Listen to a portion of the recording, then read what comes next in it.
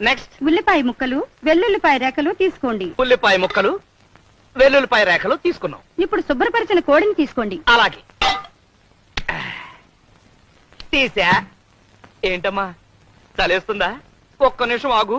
ఒంటి నిండా మసాలా పూసుకుని వేడి వేడి నూనెలో స్నానం చేద్దు గాని.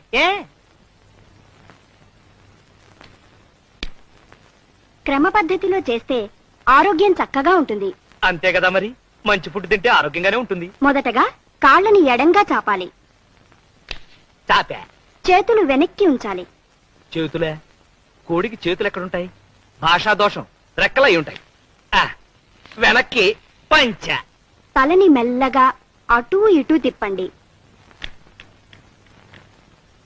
తిప్పే. ఇప్పుడు కాస్త స్పీడ్ గా తిప్పండి. ఇప్పుడు కాళ్ళు దగ్గరగా పెట్టి ఊపిరి గట్టిగా పీల్చండి. చచ్చింది కదా, మన ఊపిరి అయి ఉంటుంది. మెల్లగా ఊపిరి వదలండి.